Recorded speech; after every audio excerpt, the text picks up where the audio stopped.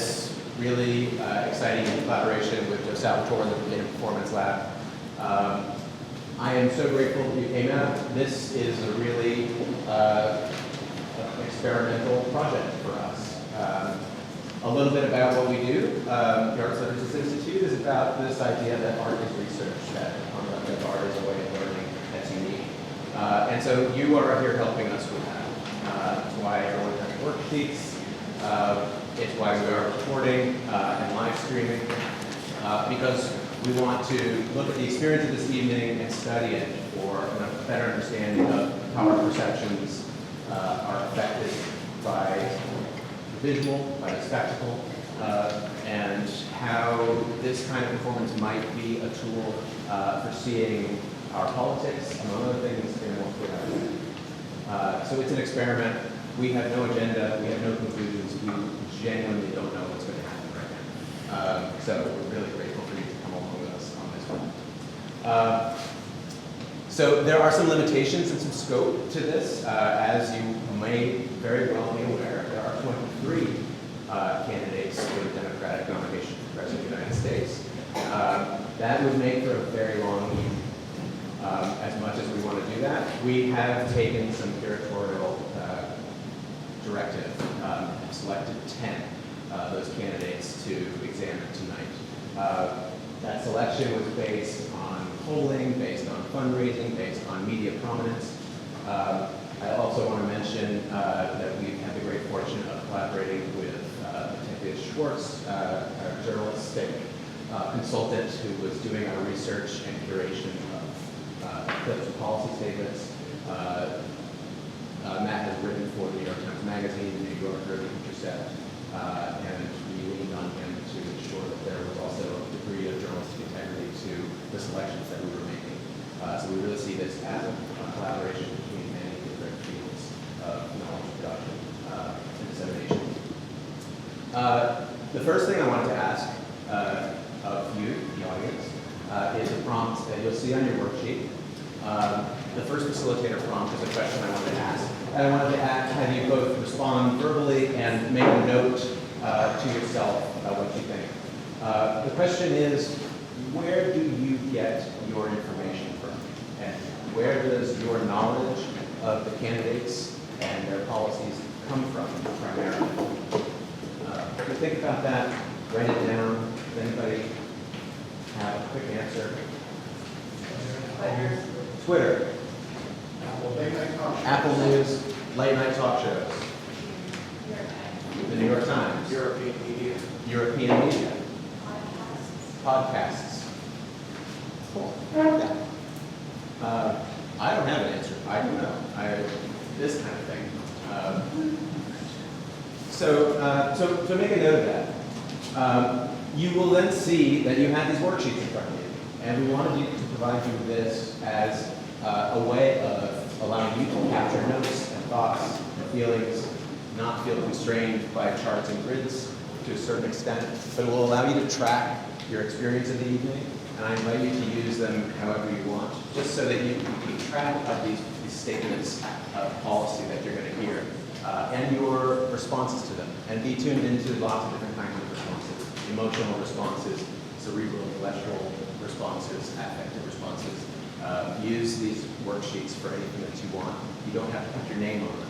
At the end of the evening, we will ask, you can take them with you if you are willing to share a photograph of it with us, so that we can also look at the responses that have been captured in the evening. So this is something that we can hope we can share. And the findings that we come away with this evening are also things we can share with you. Did we learn anything as a group? Something we genuinely want to know if this does something for us. So now, Pia, if you would, start casting out our first ballot. So it's primary day, as you know, because everybody voted. Here in New York, if you are eligible in New York. We are passing out the first primary ballot of the Democratic field. This is a ranked choice ballot. What I want you to put on this little slip of paper is, if you had to vote today, but you could vote for 2 of the candidates that you're aware of. Which 2 are you leaning toward? This doesn't have to be an informed decision. This is simply your decision at the present moment. Which 2 candidates would you vote for as the Democratic nominee for president?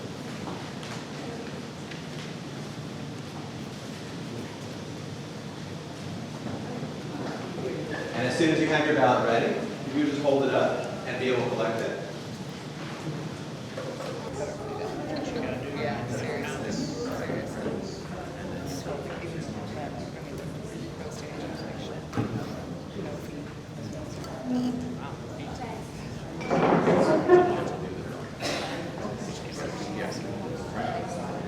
So, as I said, we took some curatorial license because of the vast field presented.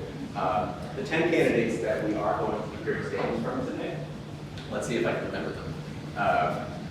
We will hear from Joe Biden, Cory Booker, Kamala Harris, Tulsi Gabbard, Elizabeth Warren, Beto O'Rourke, Pete Buttigieg, Amy Klobuchar. Counting for me? I should have been going, but Andrew Yang, Bernie Sanders. and Bernie Sanders. Exactly. They don't actually know, they were just guessing. I appreciate that. So we selected those 10 candidates. And then again, because of the scope of the issues that are being discussed and are of concern, we also we selected clips from policy statements on multiple issues and then curated them based on a combination of urgency of the moment and pertinence to the campaign. And it was not an easy selection. So we did have a number of issues that we were selecting from. And then what we've settled on for tonight is to listen to the candidates on 2 issues. We're going to speak on immigration and the policies on gender and reproductive rights. With that, I'm going to introduce Joe Salvatore, who's the director of the Verbatim Performance Lab. And he's going to talk about these incredible talents. Thanks, Andrew, and thanks for the invitation to do this. This is exactly the kind of thing we like to do. And so we'll talk a little bit more about the lab after the event is done. But I just want to quickly go down the line and have you introduce yourselves, the actors introduce themselves, and then we'll actually randomize and give them a chance to do the next step. So, Daryl, would you start first, please? Yeah, I'm Daryl Embry. I'm Matthew Saylor. Hi, everybody, Amy Wagner. Hi, I'm Scott Michael Morales. Annalisa Gutierrez. I'm Amalia Ivey. Hi, Carmen Myers. Helena DeBarros. Darrell Cooper. Robert Paxton Stevenson. Great, and thank you for being here and helping us with this. I think we can randomize now, yeah? Let's do it. Okay. So the actors have not sat in any particular order at this point. What we're going to now do is reorder them according to letters that are here in my packet. All right. They're going to select a letter, and then they're going to be handed a folder transcript that's been redacted from any identifying labels of identity, who the candidate is, when it was spoken, and certain other redactions that it might de-anonymize a candidate, such as references to a home state or personal references to their own story.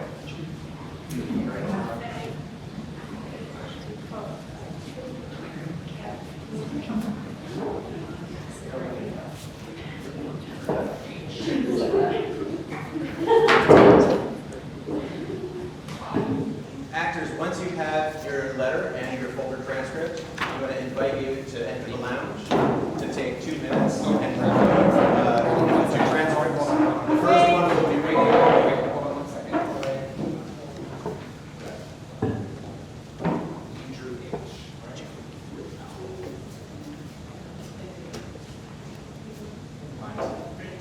So you'll have 2 minutes to review. When we come back in, we'll read on.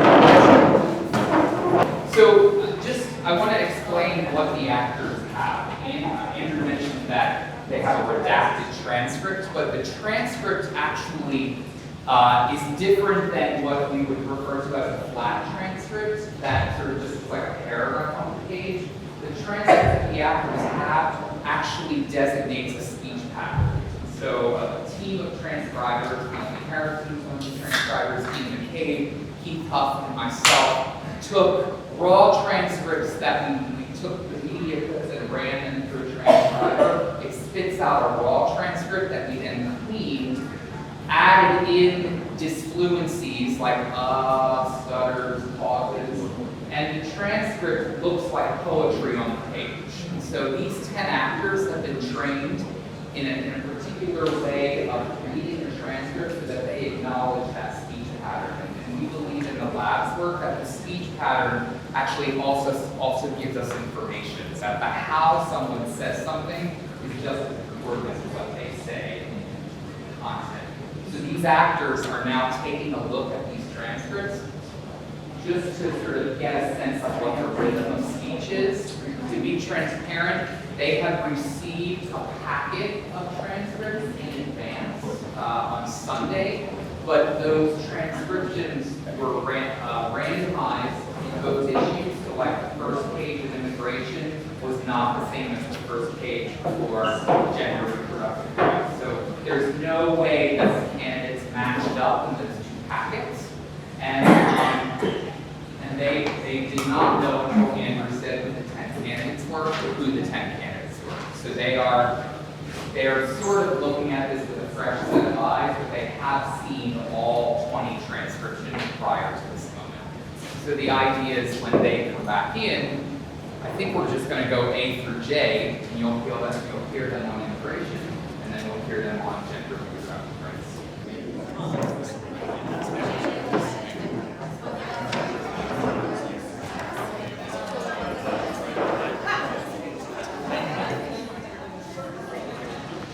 The first part of the table read is going to be on the issue of immigration. I'm going to read a statement that was drawn from a clip. Can I just add one more thing? And Joe is going to add one more thing. Sorry about that. Yeah. So I talked about how these actors.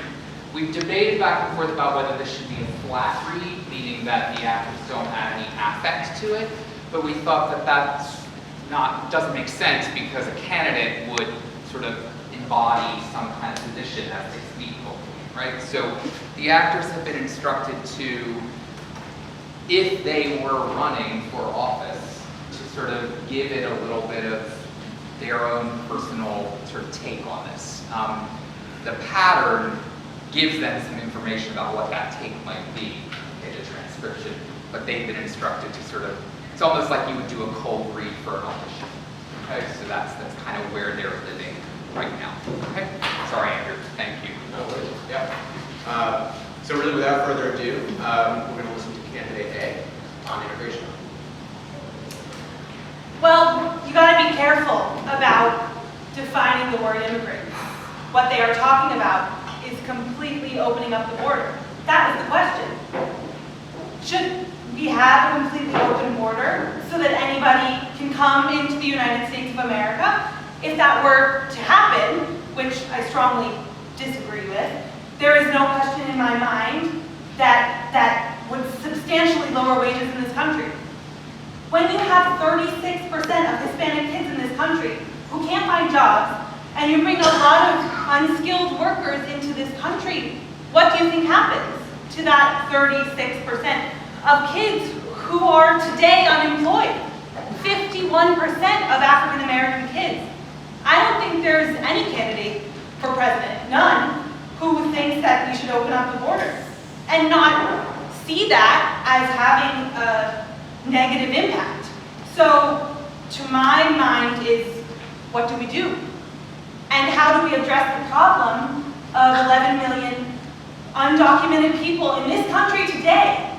We move aggressively toward a path toward citizenship. We move as fast as we can to legal status. We provide protection for those people. But to simply open the borders of America, do you think there's any candidate who thinks that that makes sense? I don't think so. Candidate B. We can't have comprehensive immigration reform that works unless it addresses the status for those 11-some million undocumented immigrants. So, what we need to do is make sure there's a pathway to citizenship for them too. Things that's incredibly frustrating about this to me is that there's actually broadly an American consensus on what we're supposed to do about this. You know, leadership is supposed to be about taking issues that are very divisive and somehow finding a way to unify Americans around that. That's how a good president earns her or his paycheck. But right now, we have an issue where there's actually a pretty broad consensus and has been used to divide us. It's actually a remarkable feat of whatever the opposite of leadership is. A pathway to citizenship for undocumented people in this country, a level of protection for dreamers, a set of reforms to clear up the bureaucracy, and the backlogs in the lawful immigration system, and reasonable measures on border security. We know what to do. It's just that we don't have the leadership in Washington to do it, and I'm afraid one of the reasons is we've got a White House that has actually computed that it is better off politically if this problem goes unsolved, so that Americans can continue to be divided around it for short-term political gain. And that has got to end with the new president.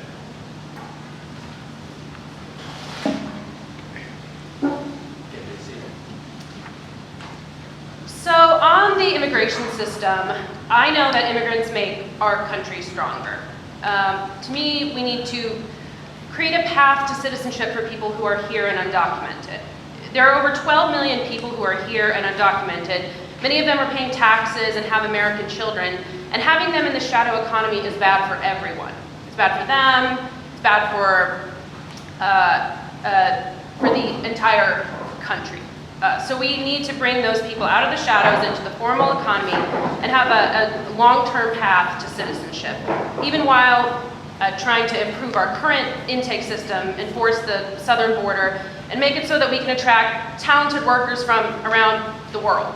One example is it makes no sense to bring students in to our universities, give them degrees, and then send them away to compete against us. If you're an international student who studies in this country and you get a degree, we should be trying to keep you.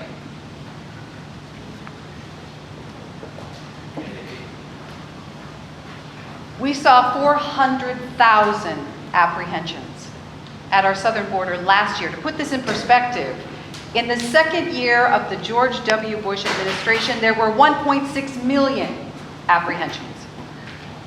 And those that we were apprehending last year very often came from the Northern Triangle countries of Central America.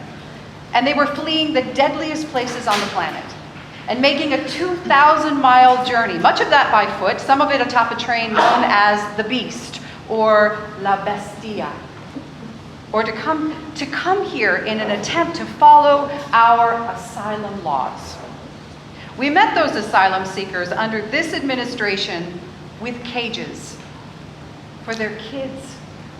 And we deported those mothers who risked their very lives to bring their children here, back to the countries from which they fled. And you ask what I would do differently?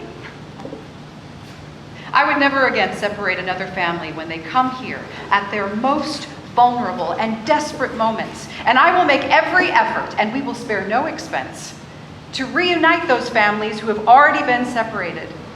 And then let's do this together, and let's not do this as Democrats or independents or Republicans, but let's do this as Americans. Let's rewrite our immigration laws in our own image. Let's reflect our values, our reality, the best interests and traditions of this country that is comprised of immigrants and asylum seekers and refugees. Free every one of the more than 1 million dreamers from any fear of deportation by making them U.S. citizens here in their home country. And then give others who are laboring in the shadows right now, working some of the toughest jobs we can imagine. Let's bring them out of the shadows. Allow them to contribute to their full potential. Put them on the path to citizenship. And then ensure that our visa quotas match the labor demands that we have here, our desire to have families be able to reunite. and have everyone contribute to a shared greatness and success of this country. I know that we can do it. We just have to set our minds to it and have a president who reflects that desire and that demand.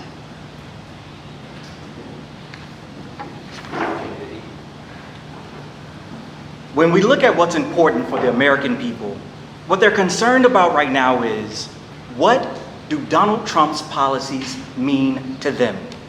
And so when you look at his quote-unquote merit-based immigration rules that he's advocating for, we've got to ask, what do those merits mean?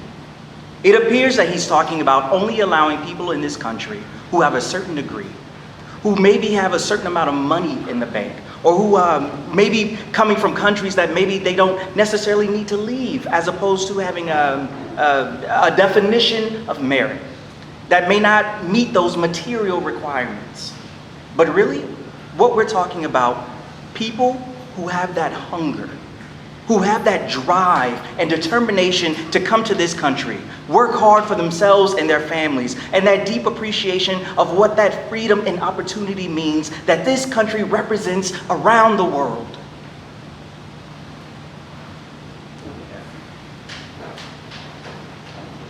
The America I see values basic human decency, not snatching children from their parents or turning our back on refugees at our border. America knows that's not right. The American people understand, please, because it's embarrassing. The American people know overwhelmingly that that's not right. That's not who we are. And when America leads by example at home, we extend our moral authority to lead abroad. The American people understand that as well. And so that's why it's so much upset in America. But this, what I call the struggle for America's soul, it goes beyond a single issue. It goes to who we are, what we stand for. America is led not merely by example of our power, but by power of our example. And the example we're setting, well, I should stop. The America I see doesn't embrace the self-defeating tariffs and trade wars that are underway. America was built on innovation and creativity. We demand to be treated fairly. But there's no one in the world, anywhere in the world that we're afraid to compete with. And even if there's close to a level playing field, nowhere. It's who we are, how we define ourselves.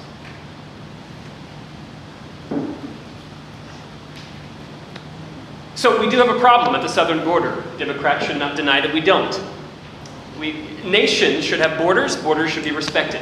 And so my beef with this president is that, number one, his technologies don't work. I've gone down to the border. I've hung out with the CBP and other Border Patrol folks. And they're like, there's no way we need a wall coast to coast. In fact, talk about the government taking things from you. Even to build that wall, we'd have to take land from many landowners now that won't want to give up acres of land for a wall. We have a time now where you could use sensors and technologies and drones and do a lot more to protect the border, which is what I think we should do. I also want to correct people on this mistake that people make on this mistake often is, most of the undocumented immigration in our country is from visa overstays, from people that come in through airports, and they find some way to come here on a tourist visa and then they just stay. And so we have to talk about the problem for what it is, and not let people demonize that, and then do the things that protect our country, but never, ever violates the values, the human dignity of another person. Separating families. I haven't met any American yet that is in favor of separating families and throwing kids in cages. So, putting resources and making sure that if you come to this country, like a boat during World War II that came here from Eastern Europe, seeking security from the Nazis, this is a dark chapter. We turn that ship around, those people died in the Holocaust. It was moments like that that made us say, as a country, we're not going to just turn people away anymore.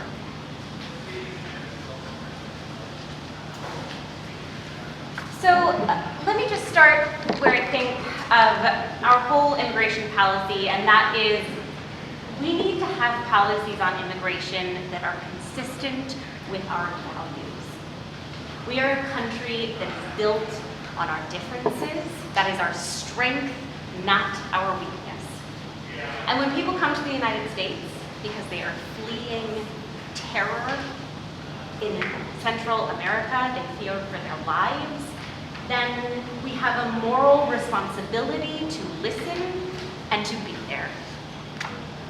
You know, if I could just take a minute to say this one, I went down to the border last year when the word first began to come out about children taken away from their mothers.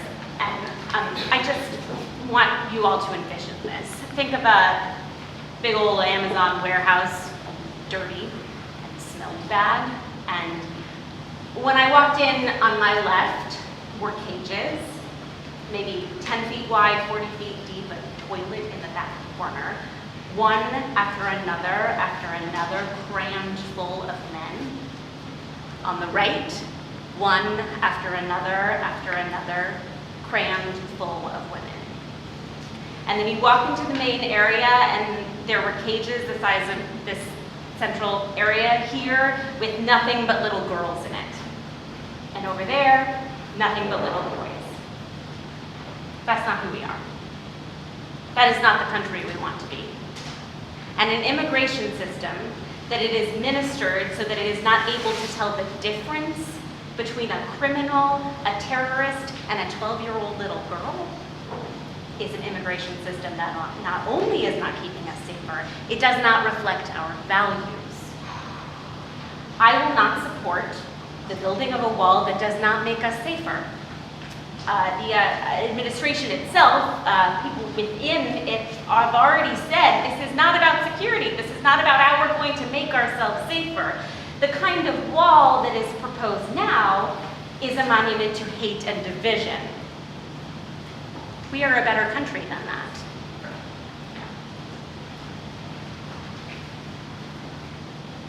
I think what has to change are the policies.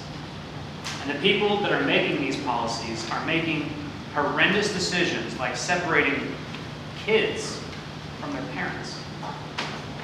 We are always going to need immigration enforcement. I think we know that we are a major country with major borders.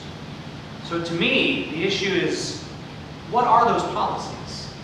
And please, let's get comprehensive immigration reform, something I've strongly supported for years. We passed a bill out of the Senate that not only involved order at the border and funding for that, it also involved a path to citizenship for people who obey the law, for people who learn to speak English, for people who are part of this country for decades.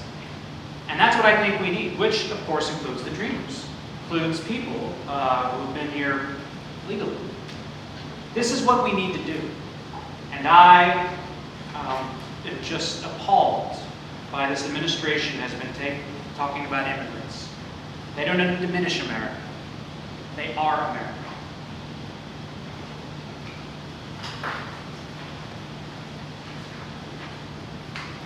I wouldn't equate the homeless problem in our country with immigration. Those are two separate issues. And here's the thing on the issue of the Northern Triangle. Let's talk specifically, and I'm glad you raised that, about the fact that we have people who are fleeing murder capitals of the world. And just to take a step back for a moment. When a mother pays a coyote money to transport her child through the expanse of a foreign country, in this case from the Northern Triangle, through the entire country of Mexico, facing unknown peril, one must sit back and ask, why would a mother do that? And you know why? Because she knows that the peril her child faces where they are is worse. But yeah, what is the policy of this administration? When that child arrives to say, go back where you came from, it is inhumane. It is irresponsible. And it is contrary to who we are and our nature of who we say we are. The strong arms of America should be here to receive anyone who is fleeing our harm, should be here to protect anyone who is fleeing harm, not to flick them away and say, go back to where you came from, and that's the kind of policy we've had from this administration. And it is intolerable. It is unacceptable. And it will end when I am elected.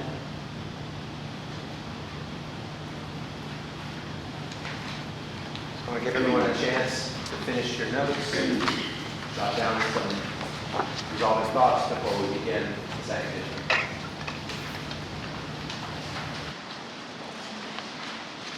Okay, so now the candidates are going to speak on the issue of gender and reproductive rights. Candidate The goals of these laws is nothing less than overturning Roe v. Wade. The Supreme Court decision guaranteeing a woman the right to control her own body. These laws are dangerous.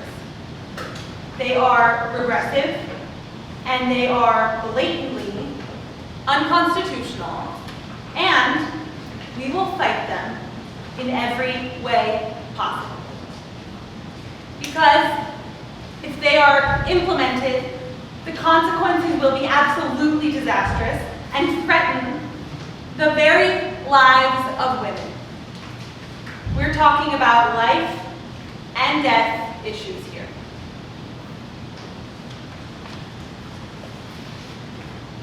The next president needs to be the strongest president ever on women's rights and gender equality and gender inclusion.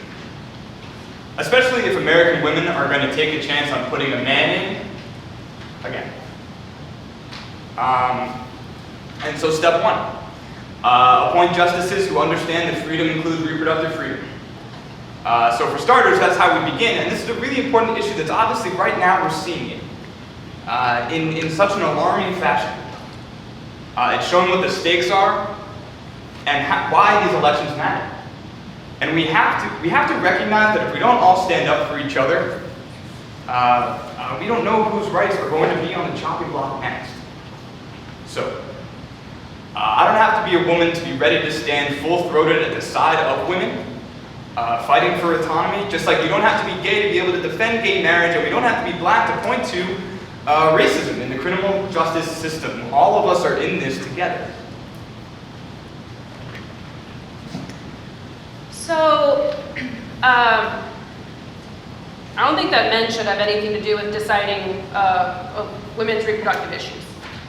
No, it's like we all know that if men got pregnant, laws would be very, very different. And so I think that men should just be like, you've got this, and then leave. And I'm feeling I know what women would decide, but it should be up to women to decide for themselves.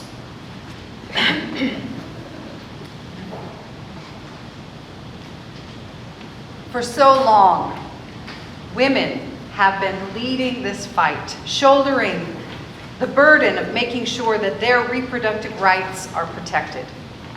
And it's time that all of us join them in this fight. As president, I will make sure that every nominee to every federal bench, including the Supreme Court, understands and believes that the 1973 decision, Roe versus Wade, is the settled law of the land. As a president, I'll make sure that we do away with the gag rule, which prevents providers from referring women to get the best reproductive care that they can. We'll do away with the Hyde Amendment so that it ensures that regardless of your income or your zip code, you're able to access a safe, legal abortion. And also the other services that are provided in family planning, clinics, a cervical cancer screening, family planning help. And then I will work with our partners in Congress to make sure that by statute, we prevent states from taking away the right that every woman should enjoy, making her own decisions about her own body and having access to the health care that makes that possible. It's been nearly 100 years since women fought for and won the right to vote. Yet, we still do not have equal rights and protection under the United States Constitution. There are too many examples in our everyday lives where women still do not get equal pay for equal work and where we still face discrimination simply for being a woman. In 1923, the Equal Rights Amendment was introduced to Congress to prohibit discrimination on the basis of sex, and it was reintroduced every session until it passed in 1972. However, because of an arbitrary decision in 1982, by that time only 35 states out of the required 38 had ratified the amendment. In the past 2 years, we've inched forward with successful votes in Nevada and Illinois. And now we're just one state away from finally passing the Equal Rights Amendment. This is not about politics. This is not about politics. It's about equality. It's about humanity. It's long overdue that we pass the Equal Rights Amendment and include equality between men and women in the United States Constitution. The bottom line is poor women would have complete coverage. And there's no rationale can be offered that if you're covered by the federal system, you cannot then use federal funding to seek reproductive health care rights. Number two, the fact of the matter is that I would in fact eliminate all the changes that this president made to our attempts to make Title X rational and reasonable. And number three, we're in a situation where I would codify Roe versus Wade as defined by Casey. It should be the law, and there's no reason why, if the Supreme Court makes a judgment that everybody's worried about with these appeals going to the Supreme Court, that it changed, I would codify Roe versus Wade and Casey.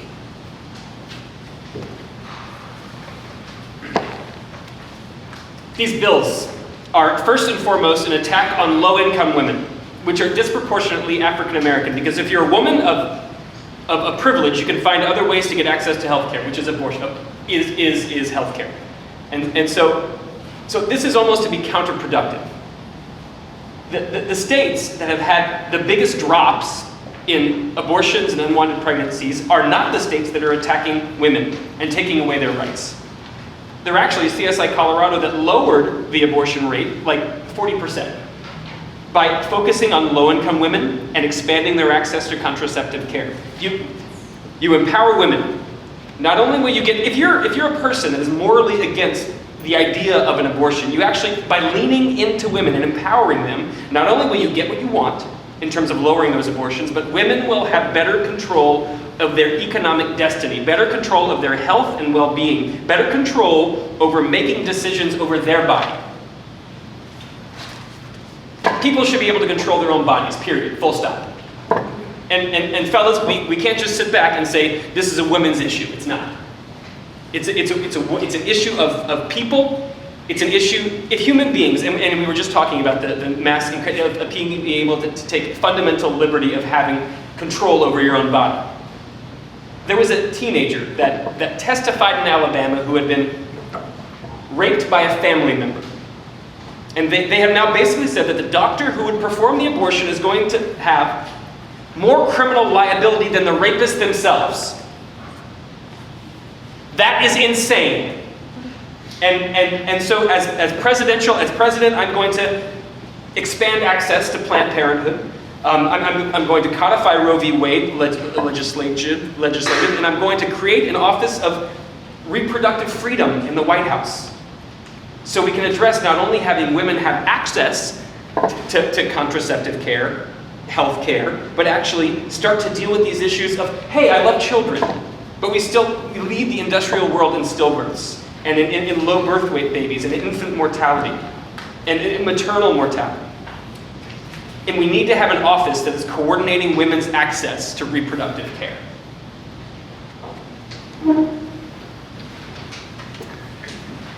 Here's how I look at this. I've lived in an America where abortions were illegal. And understand this, women still got abortions. Now, some got lucky on what happened, and some got really unlucky on what happened. But the bottom line is they were there. And under the Hyde Amendment, under every one of these efforts to try to chip away or to push back or get rid of Roe versus Wade, understand this. Women of means will still have access to abortions. Who won't will be poor women, will be working women, will be women who can't afford to take off 3 days from work, will be very young women, will be women who've been raped, will be women who have been molested by someone in their own family. We do not pass laws that take away freedom from women who are the most vulnerable.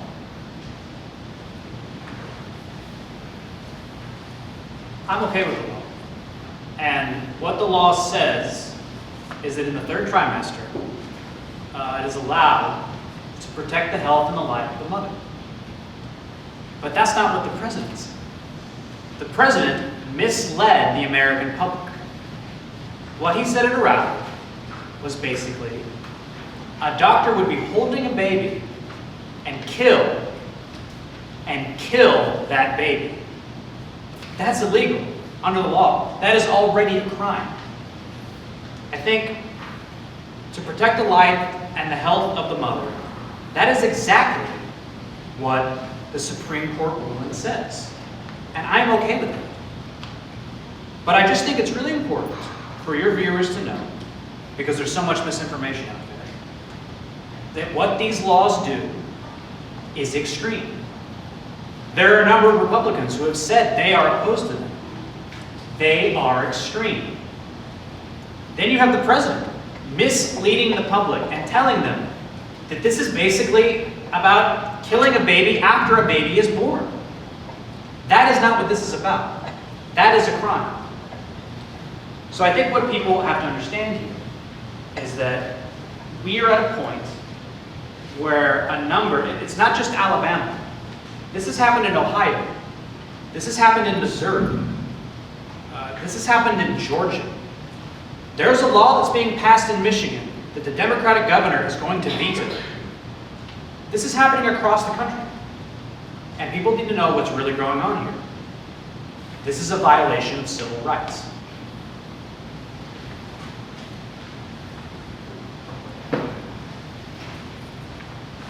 Are we going to go back to the days of back alley abortions? Women died before we had Roe v. Wade in place. And so I'm going to tell you, on this issue, I'm kind of done. Because here's how I feel about it, guys. Let me tell you, because here's the thing. There are states that keep passing these laws, and when elected, I'm going to put in place and require that states that have a history of passing legislation that is designed to prevent or limit a woman's access to reproductive health care, that those laws have to come before my Department of Justice for a review and approval. And until we determine that they are constitutional, they will not take effect.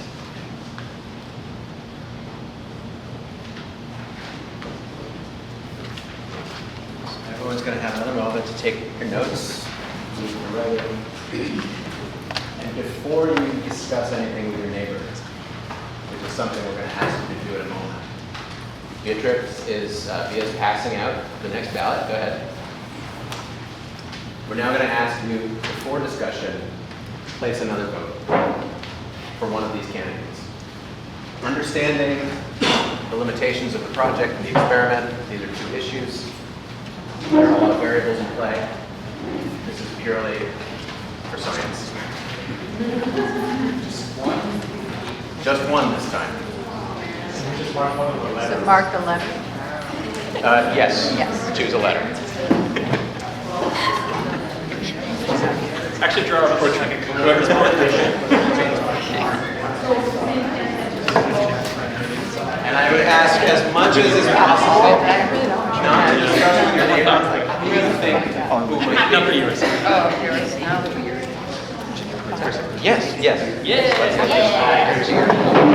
then return to your station. You got it. What are we doing? If you need a refreshment, I should also mention where. Sorry. There's Bia, does everyone have a ballot? Yeah, this side needs it. Yeah.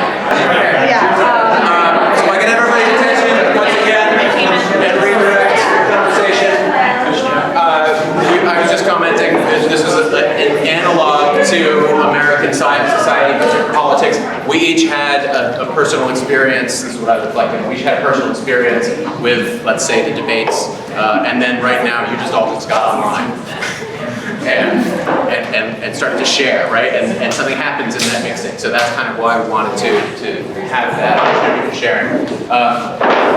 So now, speaking as a group together, the second question I wanted to ask, if anyone had, describe, if you can recall, a particular statement that you found especially compelling, something that got said that stuck with you. Is there anything that stood out on either of the issues? Yeah. I think the gender reproductive, it was really hard for candidate G. Was like, it was an autonomous human right issue, full stop. And it got out of a gender thing about how the government is controlling our bodies, right? So autonomy, body autonomy, full stop. Yes. It stands out. And that connected to you. Okay. Anything else? Yeah. I thought the most candid answer of the night was C, when C said, I think it was C that said, women, this should be a women's issue on the gender rights, and men need to step out. Something like that. That was the most candid answer. Yeah. On the first round, candidate H, policies should be considered consistent with values. That was candidate H. H. In the back. I also agree with C, but also I'll throw in C for the gender reproductive rights, but I'll also throw in for immigration, candidate J, starting out with homelessness does not equal immigration. Candidate I on the immigration issue, saying that immigrants, the quote was, they don't diminish America, they are America. Very strong, I think. The back. For the first question, I don't remember exactly what was said, but it stands out to me that candidate should spend most of the time not answering the question. Candidate B. Yeah, it was like our team did a really good job getting you to do something and like swerve. Yeah, I had candidate D expressed pride for refugees and dreamers and expressive empathy, and that resonated with me. What about a statement that you, one more here, yeah. Yeah, sorry. I noticed that candidate E was the only one that mentioned Trump by name. Candidate E was the only one that mentioned Trump. Is that, yeah. Candidate E. So the flip side of that, any statements that stood out to you that were the opposite, that you found wanting, you mentioned already, this felt like a PR line, okay, maybe. Anything else that stands out to you, like your suspicions are raised, or you're skeptical, or you're turned off in some way, yeah? While they didn't mention it by name, I thought candidate I on the gender reproductive rights focused their whole answer about Trump and didn't really say anything specifically about their own ideas. Didn't talk about their own ideas, talk about Trump, okay. There's another, yeah, here. On the first issue, candidate E used freedom and opportunity in quite an empty kind of manner, so similar to that propaganda. And I'm repeating just to make sure everyone in the room hears. So you say candidate E use freedom and opportunity as buzzwords. Candidate E. Okay. Well, I think many of them on immigration kept saying it's not who we are, it's not who we are. And I kind of feel like that's an argument that's over. Yeah, saying it's not who we are. Yes. Yeah, we all are there. So I'd like to tag on to that. I was surprised at how little policy was talked about all across the board for immigration, with the exception of D. D. And I think D must be Elizabeth Warren.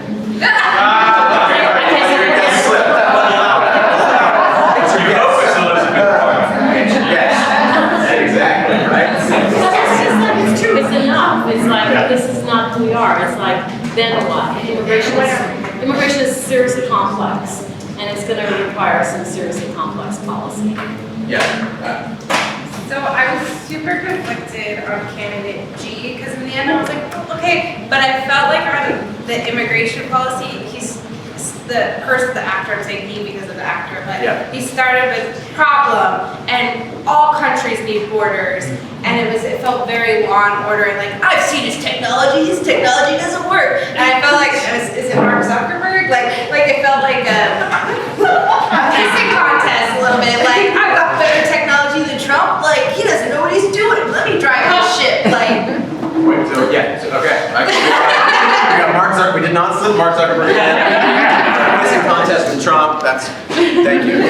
Yeah, we're here. I actually had more of a negative reaction to C on the gender rights issue, because while I find that it's an admirable sentiment, but it feels like a cop-out to me, which concerns me. You have to take some responsibility to be in the room. You can't just say, you know, let's leave it to the women and leave. I mean, you have to help play a role. Yeah. There's several hands over here. Yeah. For the immigration issue, going back to this idea of like it's not who we are, like the candidate F talked about the American people understand it's not who we are, and spoke a lot about how America is like a moral example that needs to be extended abroad. I wrote down America is built on innovation and creativity. It didn't really seem to have anything very much to do with the actual issue, and it was very kind of lofty and vague, I felt. I think just building on that, I wasn't attracted to the idea of like speaking to and defending the American character right now, just because it feels something that's so warped, and it feels like residences of Make America Great Again, although I think those candidates are probably trying to reclaim that. It's just not something that feels super comfy right now. Can everyone hear over here? A concern about defending the American character at this moment has echoes of Make America Great Again. And so I don't want to put your words in the wrong order, but that it's not a place that she feels comfortable hearing a candidate argue from at the moment. Any other statements like that you wanted to highlight? So, oh yeah. I feel like the whole merit thing is a little bit of a code word for me. Merit? Like merit-based immigration. Yeah. Feels code wordish to me. Merit-based immigration sounds like a code word. Yeah. Okay. So now tell me, more abstractly, more generally, what do you find makes a compelling policy statement? What do you want to hear, right? Not necessarily drawing anything specific here, but what do you want to hear? What are you drawn to? Yeah. Substance. I mean, there's a lot of good rhetoric here, and clearly these are statements by politicians for the most part who've built their careers on strong and impressive rhetoric, but I gotta know what you actually think, not just how you're trying to convince me of it.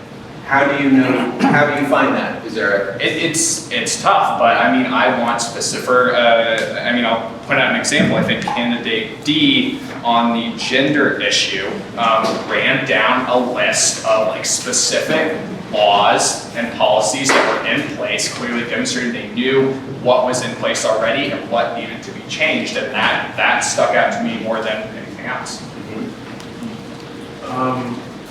Framing an issue, and so certainly providing context, but then also demonstrating competency.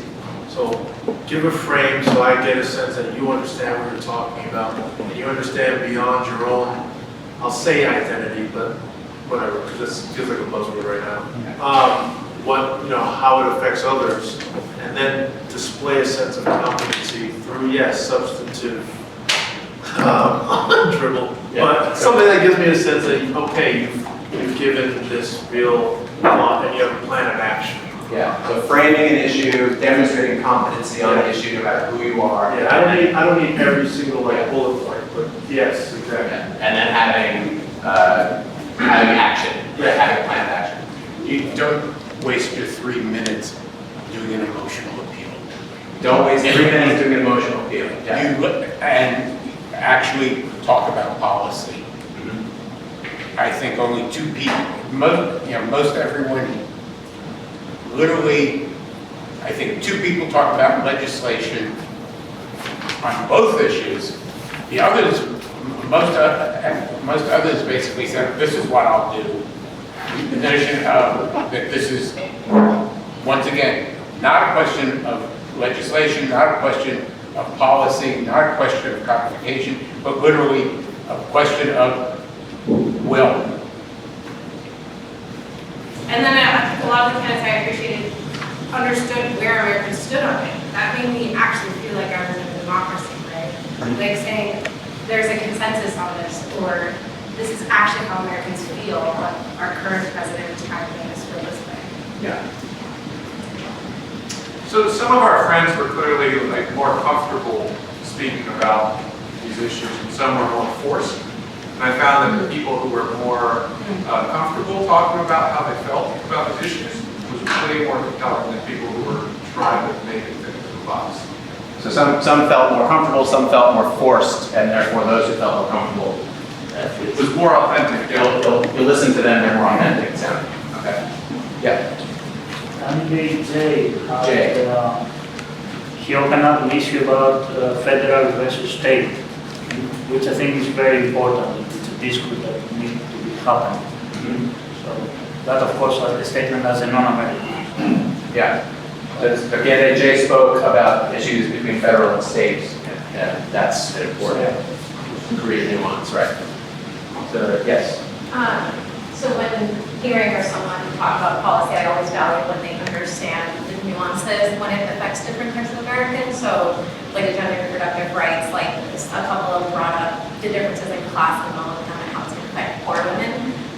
So I always think that always kind of hurts my ears when I hear that, just like an understanding of how policy is used to address all these like different types of people. During the course of this conversation just now, listening to one another and having had that small group discussion, is there anyone who wants their ballot back and would have changed their mind after speaking with their peers? Everyone feels comfortable with their choice, as comfortable as possible. You're like, yeah? Yeah. My first choice, I switched it at the very last second. Uh-huh. And I was switching back.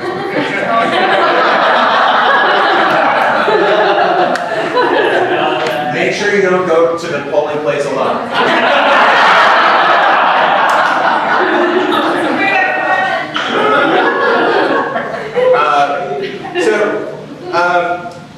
So now what we're going to do is I'm going to tell you the results of the incoming poll.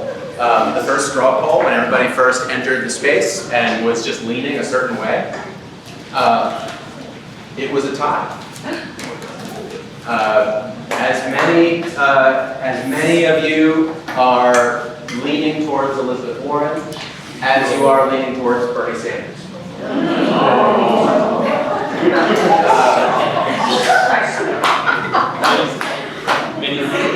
Yeah. He gave his numbers and like,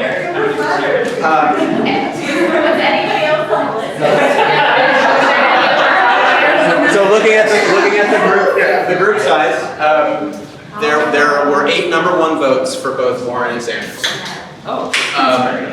Warren also collected, let's see, 8 number 2 votes against Sanders 4. So between the ranked choice, Warren would have won that election with Sanders in second. Yang, Harris, Yang and Harris, basically third and fourth. Everybody else walked away with 1 vote, basically. Whereas with the number 2 votes, they're much more evenly distributed. As I said, Sanders is the leading number 2 vote getter.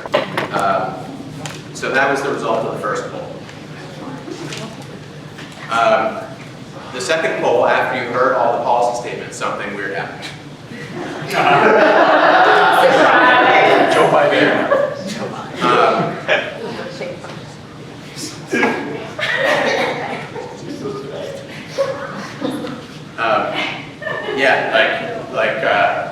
Like Saddam Hussein election weird.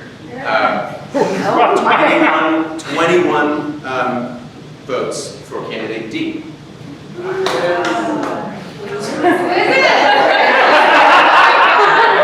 feel like we're an American Idol.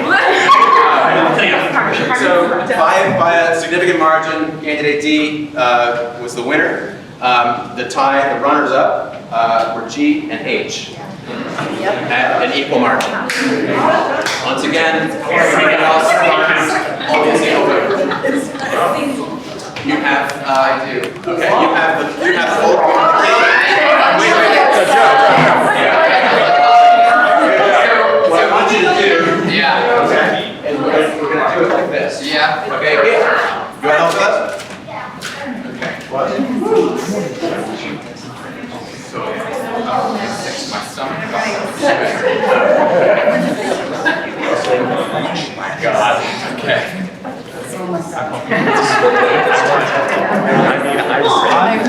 I read that. Thanks.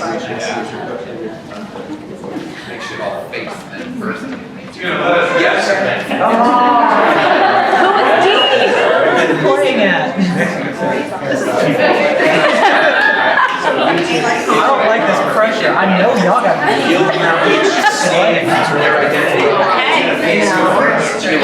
So while we're doing this, we're gonna turn the names to the actors first. So if you want to turn and chat about who you think is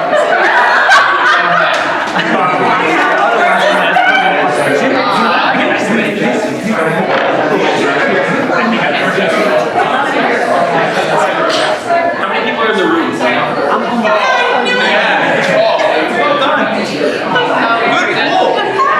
Wow, that's not who I got.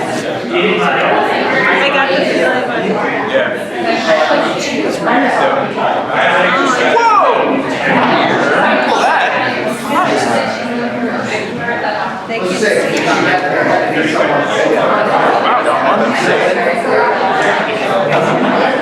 Maybe we should go by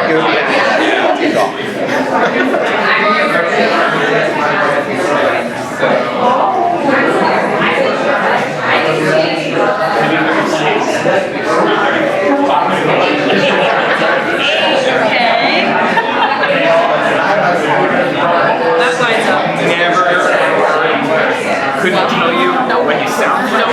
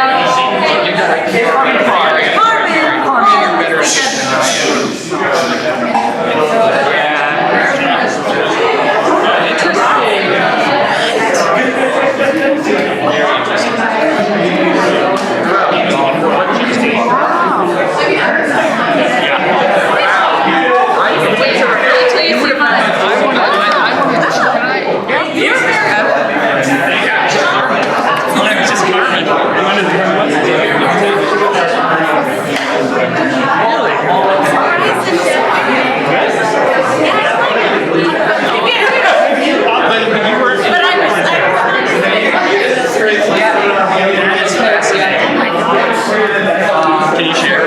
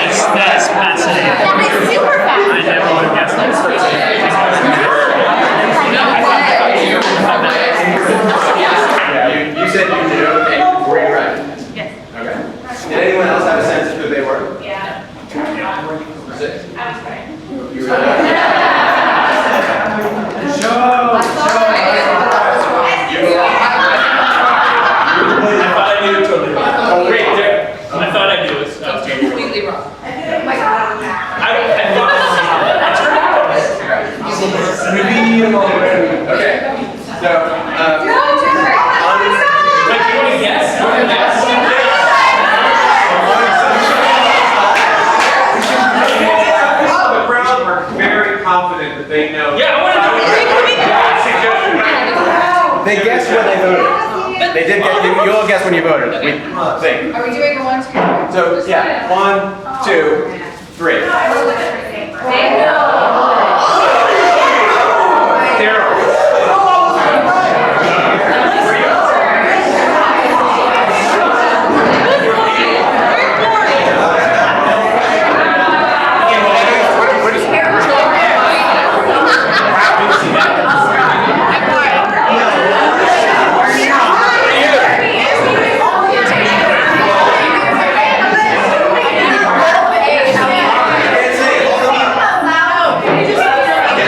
Read them out loud, yes. This was Bernie Sanders. Okay, hold on. Go ahead. Introducing Bernie Sanders, Pete Buttigieg, Andrew Yang, Beto O'Rourke, Tulsi Gabbard, Joe Biden, Cory Booker, Elizabeth Warren, Amy Klobuchar, and Kamala Harris.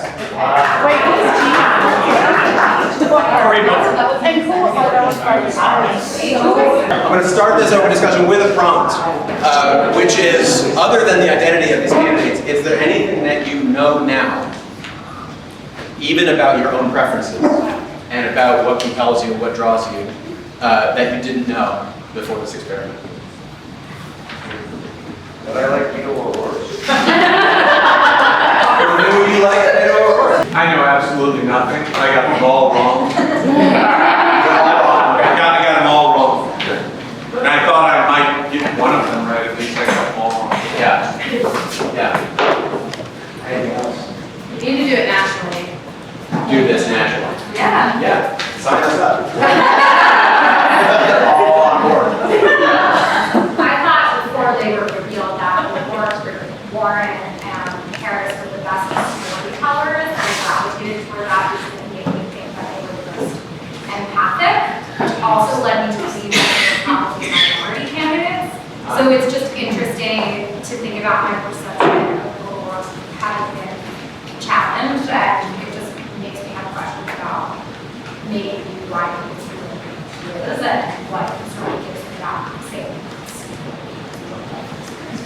So you couldn't hear that O'Rourke is a good storyteller, is empathic, and it made her think that this might be a candidate, a minority candidate. And so the question now is, what is there in O'Rourke's history, perhaps, that you're now like, why is he a good storyteller?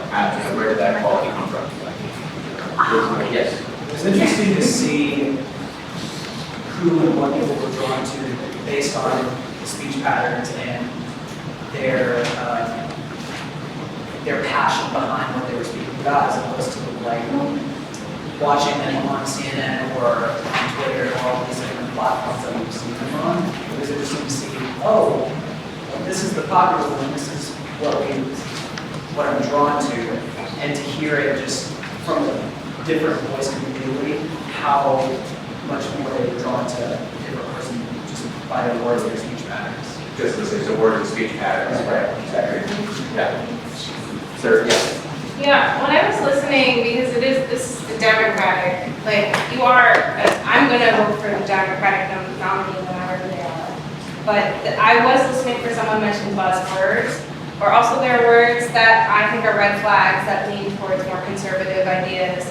Like, and I'm shocked that Bernie Sanders was saying things like unskilled workers, or he said a lot of things about immigration equating to ethnicity. Like, I heard in his speech, Black people, Hispanic people, and it just was shocking to me. Because that's not who I want to be from. So just to repeat, she's shocked to hear what buzz and code words in the speech of Los Angeles Bernie Sanders, like unskilled laborers. And so it calls into question, right, some of our previous practices. So And also it's dealing now like they're taking our jobs. Like, they're taking our jobs. Yeah, that was like, whoa. Yeah. Is that according to this, Tulsi Gabbard seems to be a viable candidate. She's one of the right change last second. Okay.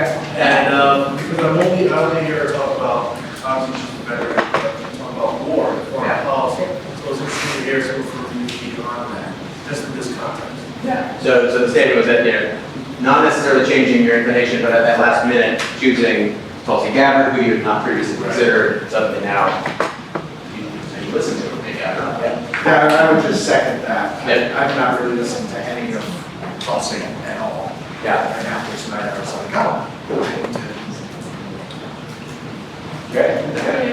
I wrote down in my two choices were Beto and Harris, and then as I was going through, I picked Beto, but I hated Harris on my paper because the confidence in the, well, not even the confidence, but the optimism when I went, and like it turned me off immediately. That like it dismissed so much that she just went straight for the, when I win, I'm gonna fix everything. Okay, no, you're not, so it was interesting trying to talk. Yeah. So you had chosen Beto and Harris, and then still favored Beto at the end, but was completely turned off by the statements coming from Harris, the tone of the cockiness character of the profile. The other part of this experiment that I want to call attention to, this is not strictly about the policy statements and the substance of policy.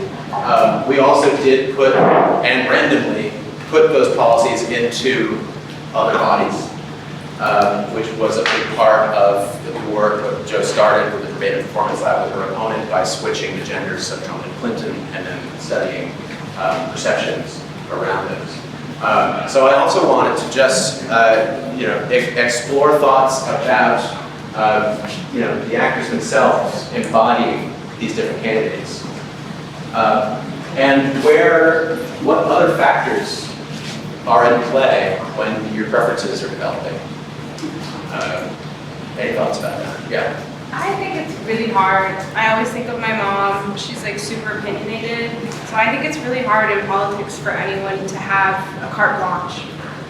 So when she sees someone, she's like, I don't like them. And that's a whole mess of things, whether it's gender or, like my mom doesn't like Martin Luther King because he cheated on his wife.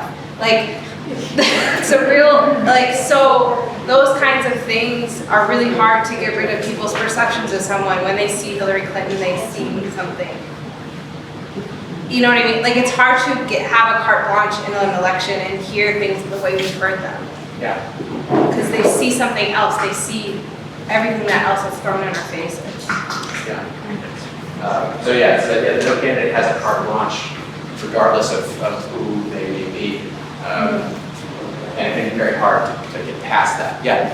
Well, unfortunately, the United States is leading the world into voting on appearances. So if you expect somebody to be confident, be camera ready, to be considered beautiful, to be quite in the mainstream, I think. So what is widely accepted, and that's a big problem because you tend to not listen to politics at all.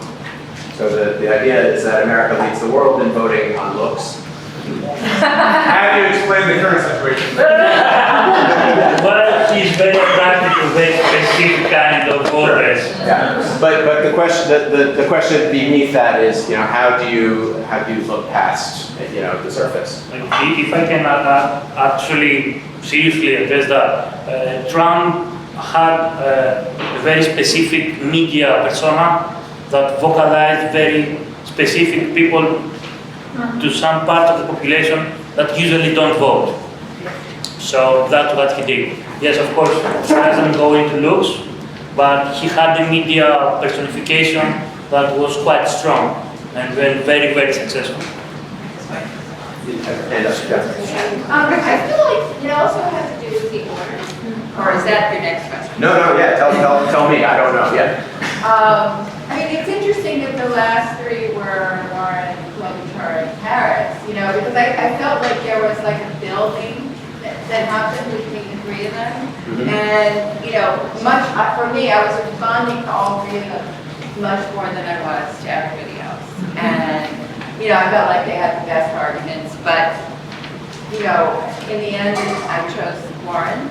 But I could have chosen maybe, I also could have chosen Cory Booker. But somehow, like, that Bernie was first. And, you know, like, I just wonder what would have happened if you had put Bernie where Biden is. You know, like, so you could have had more of this sense of comparing and contrasting.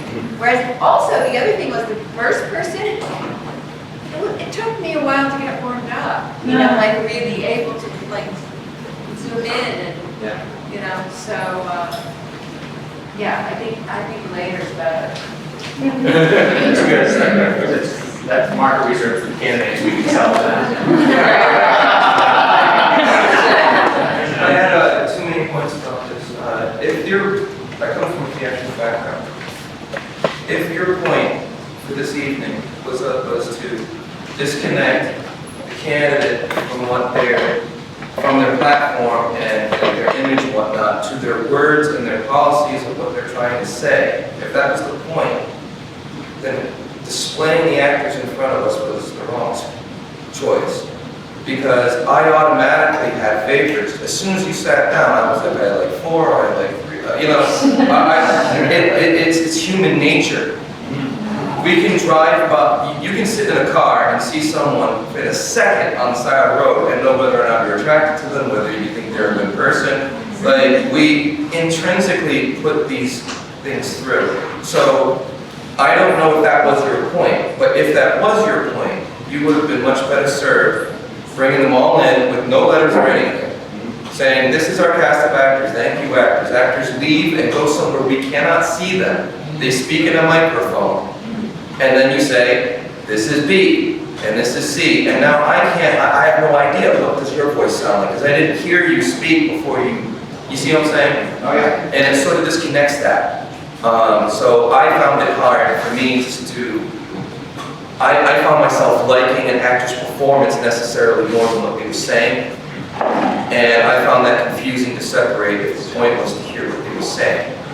But what does that tell you then about, I mean, because we do live in a world, right? Yeah, but where you do see people, right? So like, I wonder if you had any discoveries about what you might have noticed about who you were. I think that's half the problem. Yeah. The field is so big. Yeah. And the other comment I wanted to give, is we should have had the talk back after the first round, because I can barely remember half the statements from the first round now. Yeah. And everybody's statements came back to how did they play in the gender second round. But there were some really good points in the first round. I just honestly can't remember. I wrote you were really confident, F. But I can't remember. You know. Yeah. So that's just what I wanted to say. Thank you. Yeah, I wish I had a point. No, I don't know. We don't. We really don't. But the point, if anything, is I think that really astute observation that, and like you said, we don't get the benefit of really ever separating those things. You know, but so understanding how does that interact and affect us is interesting to us. Yes. Yeah. Similar, just and then yeah. Just. Commenting, I can't really remember anything that anybody said, but I could totally pick out which ones I want to get a beer with.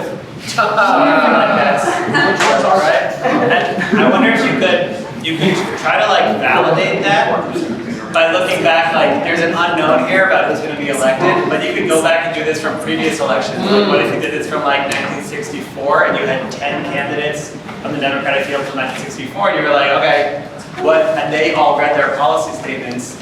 It would be pretty clear that the policy statements had absolutely nothing to do with how the election actually happened. And then right in front of you.